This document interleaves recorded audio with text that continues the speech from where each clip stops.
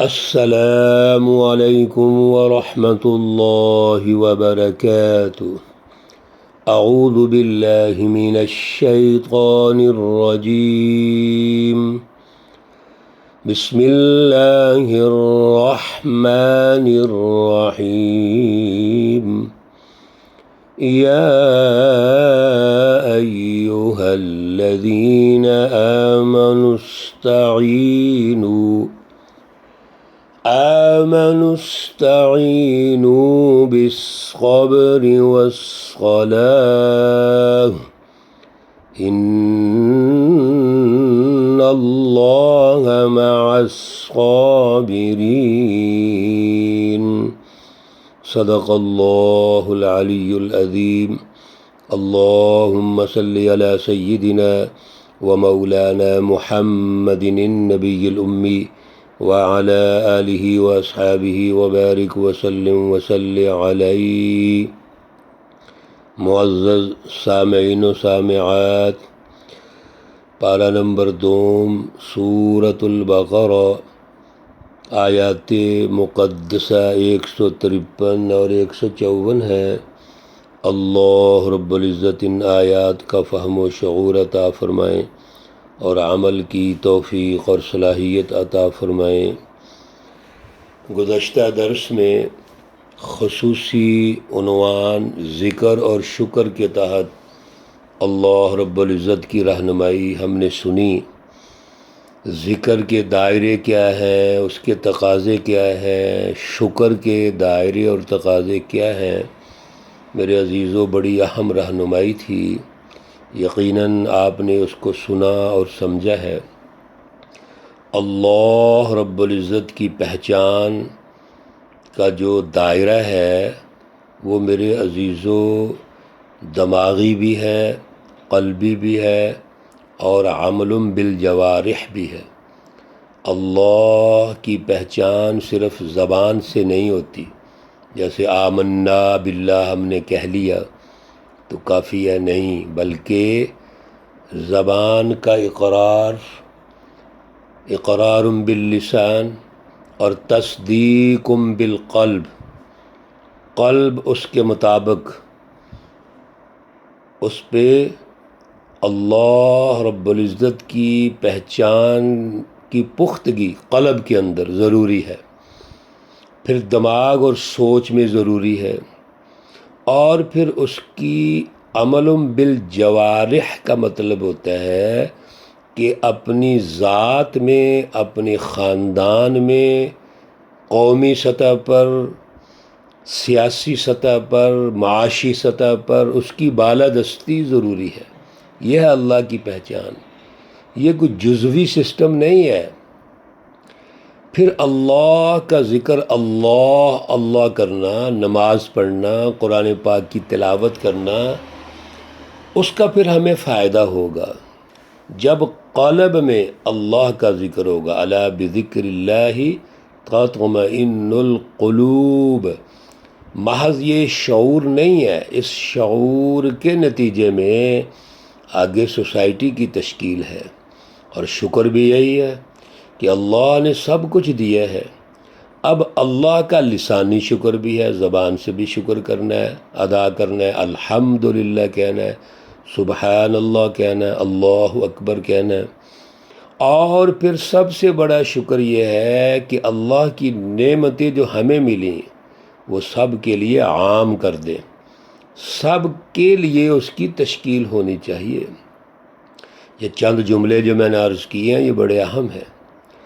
آج کے درس میں اللہ نے 2 اور ہماری خصوصیات جو ایک سچے ایمان والے، سچے انسان کی خصوصیات ہوتی ہیں، جن میں اللہ کی پہچان ہوتی ہے، ذکر اور شکر میں اعلیٰ پہچان پیدا ہو گئی۔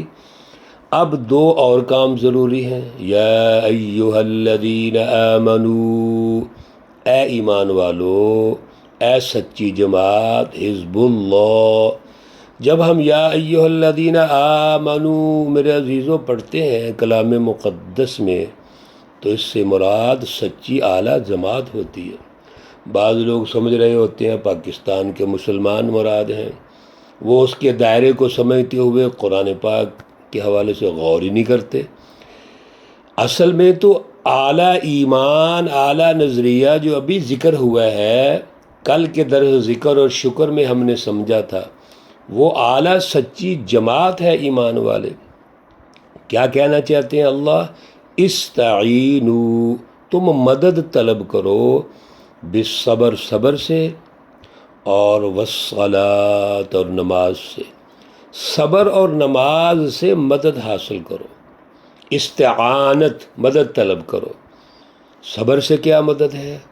اللہ رب العزت کی سچی جماعت جب ذکر کو غالب کرتی ہے، یعنی اللہ کے دین کو غالب کرنا چاہتی ہے، سوسائٹی کی تشکیل اس طرح کرنا چاہتی ہے جیسے اللہ کا حکم ہے، اللہ کی توحید کو غالب کرنا چاہتی ہے، تو سوسائٹی میں جو ظالم مافیا ہے، مشرکین، کفار، منافقین، وہ تو آپ کو ایسا نہیں کرنے دیں گے۔ اب آپ کو اس کے لیے جماعت کی تیاری کرنی ہے، وہاں پہ مشکلات آئیں گی، پریشانیاں آئیں گی۔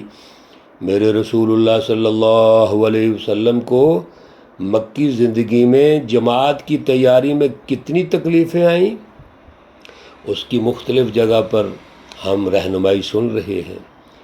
پھر ان تکلیفوں پہ ڈٹ جانا، جم جانا، استقامت کا مظاہرہ کرنا، اپنے مشن کو نہ چھوڑنا، یہ صبر ہے۔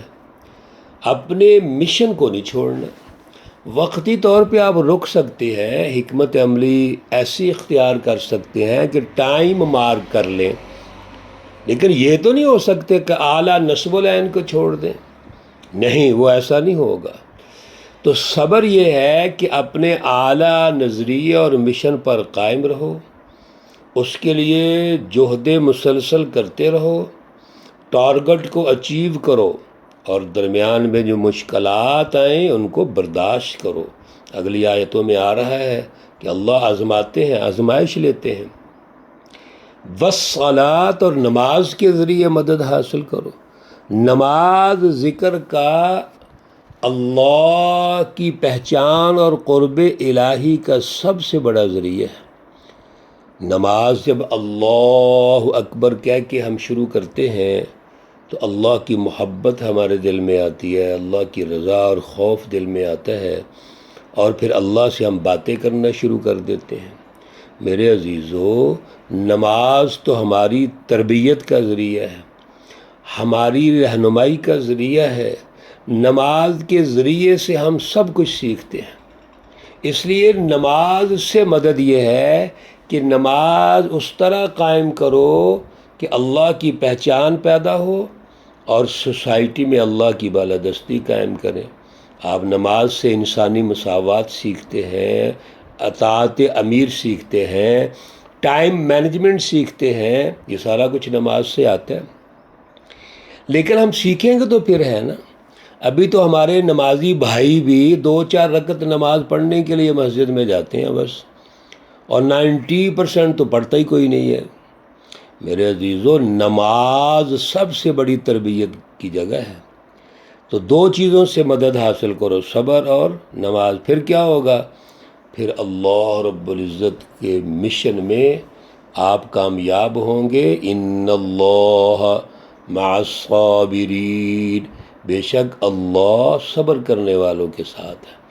جب ہم نے اللہ کے دین کے غلبے کے لیے اللہ رب العزت کے اعلاء کلمت اللہ کے لیے محنت کرنی ہے اور مشکلات کا مقابلہ کرنا ہے تو اللہ ہمارے ساتھ ہے۔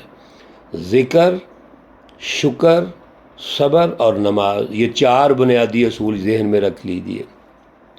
وَلَا تَقُولُوا، اور مت کہو، لِمَن يُقْتَلُ، اس شخص کو جو قتل کیا گیا، شہید کیا گیا، فی سبیل اللہ، اللہ کے راستے میں، اموات، مردہ، جو اللہ کے راستے میں اپنا جان کا نذرانہ پیش کرتا ہے وہ مردہ نہیں ہے، بل احیاء، بلکہ وہ تو زندہ ہیں، ولیکن لا تشعرون، اور تمہیں شعور نہیں ہے، ادراک نہیں ہے۔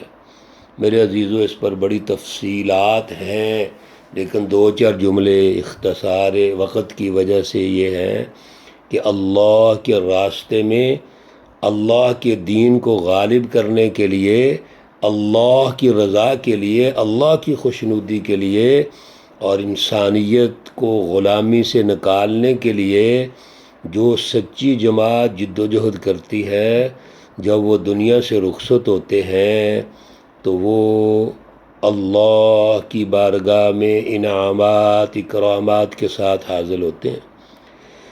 اسی لیے صحابہ کرام کی بے شمار مثالیں ہیں، جب وہ میدان جہاد میں اترے اور شہید ہونے لگے تو وہ قسم اٹھاتے ہیں، فزت برب الکعبہ، مجھے کعبہ کی رب کی قسم میں کامیاب ہو گیا۔ انہوں نے اپنی آنکھوں سے اللہ کا انعام دیکھ لیا، جنت دیکھ لی، اعزازات دیکھ لیے۔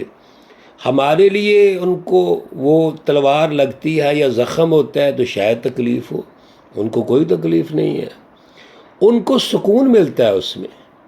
شہید کو جو زخم آتے ہیں میرے عزیزو، ظاہری طور پر ہمیں نظر آتا ہے اس کو تکلیف ہو رہی ہے، لیکن اس کو سکون ملتا ہے، اور اس سکون کی لذت جو وہ شہید محسوس کرتا ہے دیکھنے والا محسوس نہیں کر سکتا۔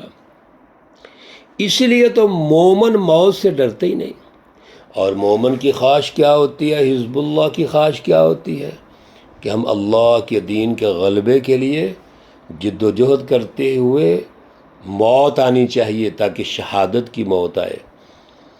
میرے عزیزو، اللہ کے راستے میں جو بھی خون کا قطرہ زمین پر گرے گا اللہ اس کو رائے گاں نہیں جانے دیتے۔ یہ شہید، یہ انسانیت کے لیے شہید ہوا ہے۔ شہید کی جو موت ہے وہ قوم کی حیات ہے۔ یہ اللہ کی رضا کے لیے شہید ہوا ہے، دین کے غلبے کے لیے شہید ہوا ہے۔ لیکن شہادت کے دائرے سمجھنے چاہیے، یہ نہیں ہے کہ ہر ایک کو شہید کہتے پھرے۔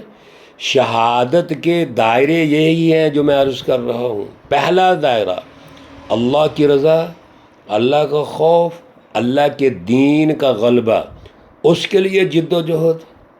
دوسرا، انسانیت کو غلامی سے نکالنا ہے، ظلم سے نکالنا ہے، کفر شرک اور بدعت سے نکالنا ہے، گمراہی سے نکالنا ہے۔ تو مقابلے کا ابو جہل تو کچھ نہیں کرنے دے گا، اس کی کمر توڑنی پڑے گی۔ مقابلے کا کیسر و کسریٰ، مقابلے کا آج کا امریکہ اور اس کا پورا اتحادی بلاک آپ کو ہلنے دے گا؟ نہیں۔